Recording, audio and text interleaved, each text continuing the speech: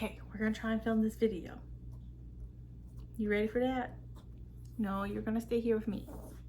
Yeah, you're staying here with me.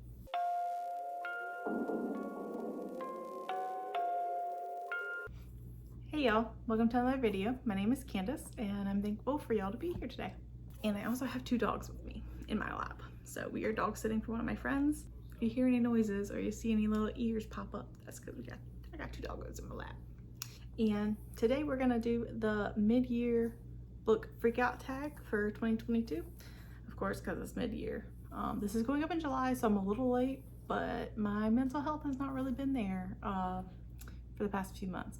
So before we go into like all the questions from the original creator, I want to go over some stats, and I'll put all the stats up over here. So far this year, I have read 36 books. Goodreads tells me I'm 4 behind. So as a breakdown of the months of like how many books I've read during the month, January I read 3, started out really busy this year and got 3 books in. February did better, got 5 in.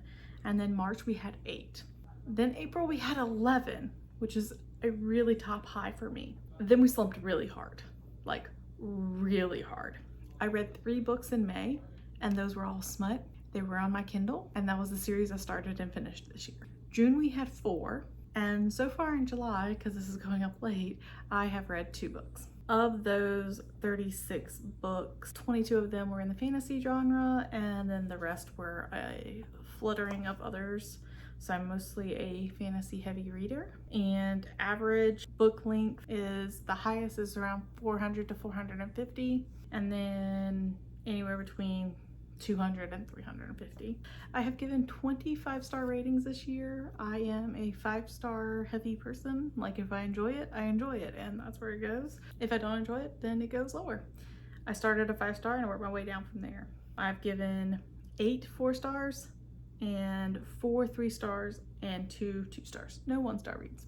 22 of my books have been adult, 2 of them have been new adult, 8 of them have been young adult, and 4 of them have been middle grade. As far as series goes, one of my goals for this year is to finish some series. That's not going very well for me. I have started 20 new series this year, and I've continued with 7 sequels, so go there. And I finished 1 series. Of that 1 series that I finished, I also started it this year. So yeah, there's that. And I have read from 30 different authors this year, which is pretty good. There's my breakdown with that. So starting with the best books I've read so far in 2022. I'm gonna give you 3 because it was a 3-way tie. I have 3 different age categories. I have middle grade, YA, and adult. Starting with the middle grades, I have Amari and the Night Brothers by B.B. Alston. This book was just phenomenal. I absolutely loved the writing. I loved Amari. I loved the magic system. I loved the world in which she is participating in. I am hooked on the mystery of what the heck is going on for real. So everything about this book was A++. Read it within a day. I just devoured it. It was a great book. The next one, it will go with young adult, and that is Iron Widow by Ziran J. Zhao. I'm so sorry if I butchered that. Iron Widow, fantastic. The writing, exceptional. The story, exceptional. The characters, icing on the cake. Loved this. I absolutely love the main character. I love what she did in the story. I love the rebellion, and it was just fantastic. If you have not picked this one up, you need to do it, and you need to do it soon. Fantastic. And then last but not least, adult. A little late on this train, but The Invisible Life of Addie LaRue. Love the story. Absolutely beautiful. Great writing. Addie was fantastic. The whole premise of how she is who she is and how she got there. Loved it. Loved how the writing was like modern day flashbacks. Modern day flashback. Perfect. It's just enough breadcrumbs to make you want to keep going. And the audiobook for this, exceptional. So the best sequel I have read this year, that's gonna have to be Where the Drowned Girls Go by Shauna McGuire. I am in love with these little novella books. I love the series. I got hooked on them last year. I was actually I think it was like 2 years ago I got hooked on them. I was commuting back and forth to work for an hour and a half, and it was just like perfect. I could finish a book in my commute. And I was like, these are amazing. And then I gobbled them up to the point to where I caught up, and now I'm like waiting just like everybody else. But as soon as this one came out, picked it up, read it, devoured it, because they're really short, so they're really easy to devour. Fantastic. Loved it. I love the characters in this one. Very dark. Great. I cannot wait for the next one. Okay, a new release that I haven't read yet, but I want to, is going to be Her Majesty's Royal Coven by Juno Dawson. Let me tell you, this book, the adult Fairy Loot subscription box, and look at that. Look at that. I mean, is that not gorgeous? And oh, let me show you the best part about this book. Not the reasons I want to read it, but just look, just admire for a minute. Is that not gorgeous? Oh, beautiful. Beautiful. Anyway, this is historical, and it's based on a magical coven that protects Her Majesty's royal interests. It's just witches, government, historical, fantasy, all what I love. So as soon as I got this one in the box, I was like, oh, that's on my TBR at the top. So this is one of the ones that I want to get to. Most anticipated read for the second half of the year is going to be Babel by R.F. Kuang. I have seen it all over BookTube. Ashley from A Frolic Through Fiction loved it, and the way she described Babel was exactly what I want in a book, and I cannot wait to get my hands on it. Like, cannot wait. It is in my top 10 anticipated reads for the entire year, but it is number one. Like, it is a predicted 5-star for me for sure, and I cannot wait to get my mitts on it. My biggest disappointment for the year is going to be Lock and Key Volume 1. Nothing wrong with the volume itself. It was my personal reaction to it. As I was reading it, I wanted to like it. I really did. But as I was reading it, my anxiety spiked, and I was clutching my hands so tightly that when I noticed it and I let go, I had half moons in my palms from my nails digging in. And I was like, maybe I shouldn't read this series.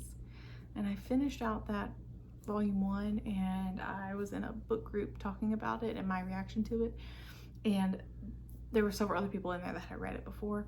And they were like, yeah, it gets worse, so probably not for you to continue. And I was like, okay. So that was just a disappointment just due to my reaction to it. It's just not a good time for me to be reading that. And that was right before my slump, so maybe, I don't know, my anxiety is through the roof. So that's my biggest disappointment, more so on like how I reacted to it, more so than the book itself. My biggest surprise read of the year so far has been Out of the Dark by Mandisa. It was her story, what she's gone through, how she's come out of it. It was such a good inspirational read, and I loved every second of it. It made me laugh, it made me cry, it made me want to do things in my life. Absolutely wonderful book. 100% fantastic read. New favorite author, R.F. Kuang. I just finished Poppy Boy the other day. This is one of the ones that I was reading and then had to put on hold because of my slump. I just finished it this morning. Absolutely love the writing in this, and the fact that she's coming out with Babel. I also have the rest of this trilogy to finish. Absolutely loved writing. Like, I am gonna gobble up the next few books, and I'm excited to see what else she's gonna come up with. The next question is like a new fictional crush, and I'm just not one to crush on fictional characters. Like, I know a big one for a lot of people a few years back was Rhysand, and I don't get that. Like, I'm not a crusher. So yeah. New favorite character. So I have a really big problem if I can't remember characters' names. I love reading, but I can't comprehend characters' names. I'm bad with names, even in like real life, not just fictional. So I'm gonna say all the guys in the Kings of the Wild. They are fantastic. I love their banter. I love their whole chemistry and everything they got going on there. So that was a fantastic group. I love Rin from the Poppy War. She gets under your skin and she does things that you're just like, why are you doing that? but then you're like, oh, it's kind of justified. So good character there. Amari, fantastic, loved her, so smart, very adorable. Good character. So the next prompt is a book that made you cry. This one's gonna be a twofer for me. So the first one is going to be, I mentioned it earlier, Addie LaRue. I mean, boohoo tears coming down out of this girl. This was a fantastic and emotional read for me. So, Addie LaRue. The other book that made me cry is Kings of the Wild by Nicholas Eames. And that book was just so heartfelt and adorable. And I mean, most of it was not, but most of it was banter and just like guys just having the time of their life and doing something that people past their prime shouldn't be probably going out and doing. So it was a great time. And then at the end I got very emotional and I was just reading that part, and I was just crying my eyes out, okay, just crying.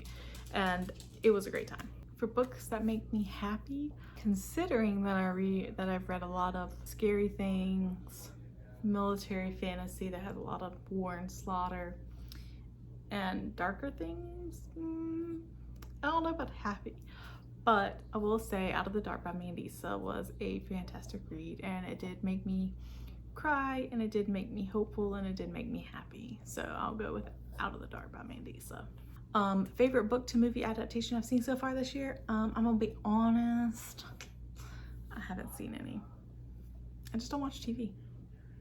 All right, and then the most beautiful book you've received this year or you've bought, I have been getting the Goldsboro Science Fiction and Fantasy subscription box this year, and every single one of those books are absolutely gorgeous. Sprayed edges, stenciled edges, the artwork, gorgeous, gorgeous. So goals for the end of the year are going to be meet my Goodreads goal, which is 80 books for the year, be more consistent with filming, and read my TBR that I physically own. And that's the mid-year freak out tag for me.